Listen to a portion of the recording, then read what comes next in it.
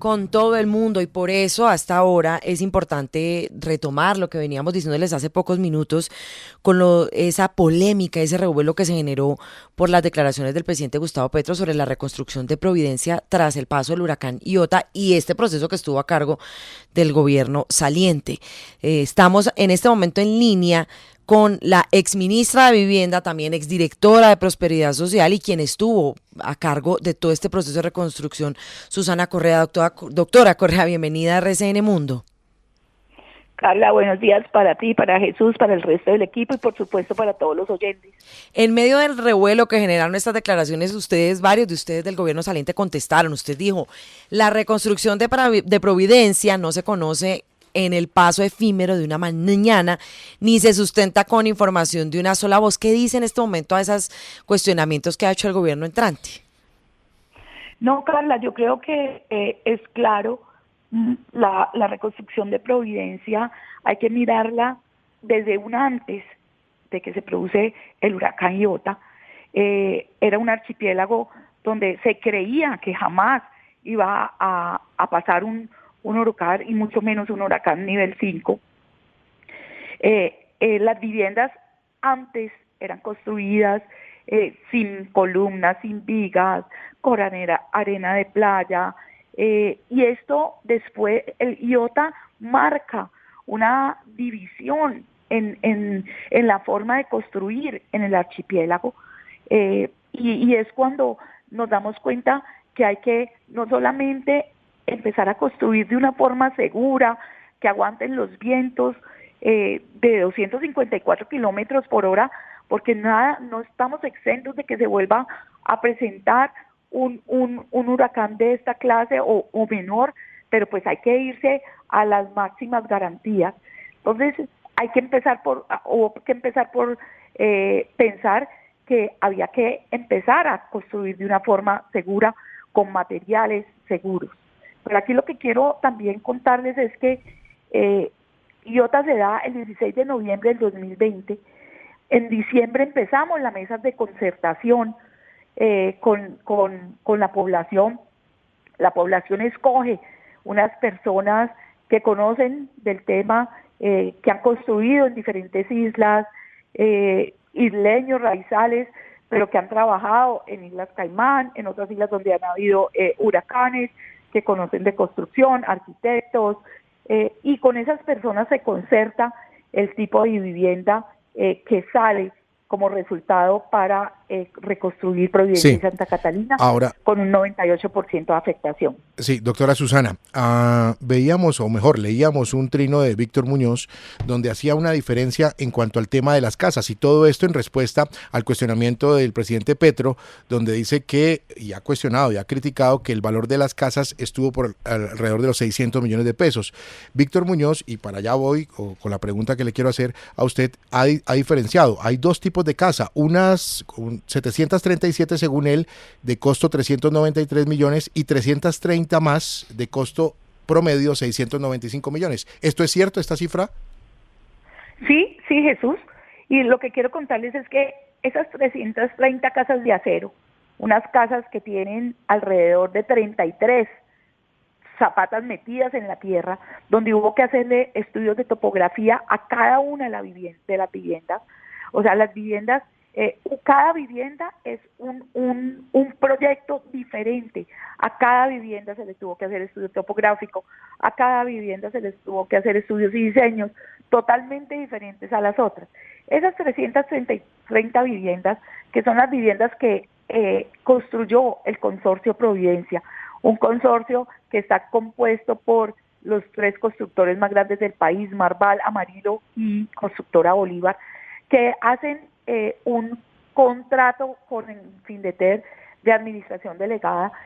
Ellos son los que se encargan de estas 330 viviendas totalmente de estructuras de acera, como le decía, con diferentes zapatas incluidas en la tierra, con profundidades diferentes dependiendo del tipo de tierra. Es una vivienda bastante compleja, en donde lo que se necesitaba era, lógicamente, garantizar esos vientos, que iban a aguantar los vientos de 254 kilómetros por hora, pero además que fuera antisísmica. Y esa es la vivienda que primero se concerta. Cuando después nos damos cuenta que hay lotes irregulares, que hay lotes, esa vivienda mide entre 85 metros cuadrados y 111 metros cuadrados. Cuando nos damos cuenta que hay lotes irregulares, que esa vivienda de cemento y acero no cabe, empezamos a buscar otra tipología de vivienda y es cuando sale la vivienda de triples marino, que es una vivienda que se hace ajustada al lote.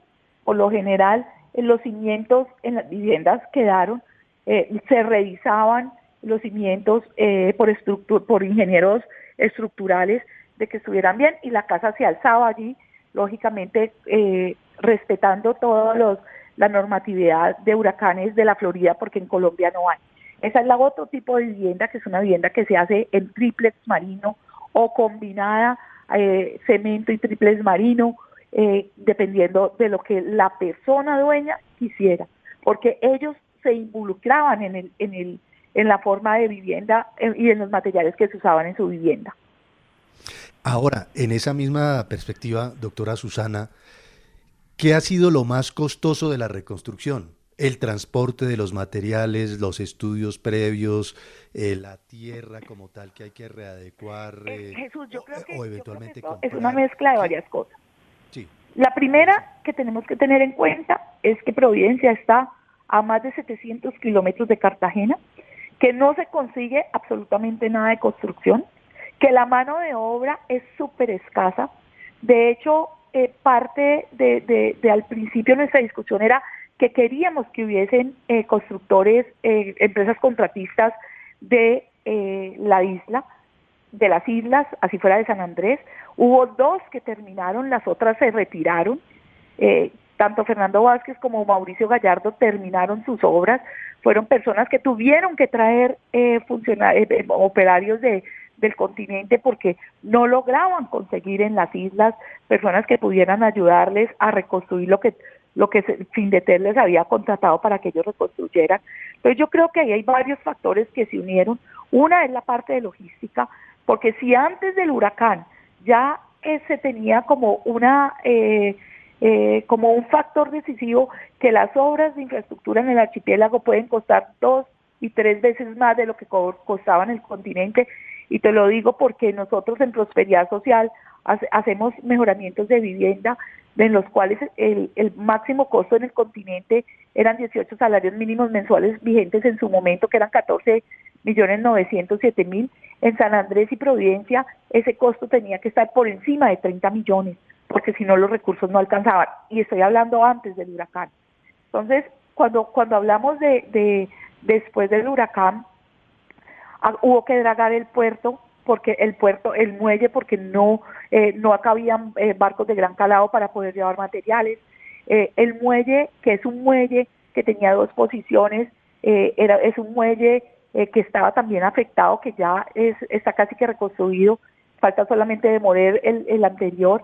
Es un muelle que solamente tenía 2 posiciones y llegaban barcos, que en su momento era un monopolio de personas de allá, que solamente eran los que podían transportar. Por eso se creó con la unidad de gestión de riesgo un muelle de barcaza para poder traer los materiales en barcazas y poder no solamente hacerlo más rápido, sino también bajar costos.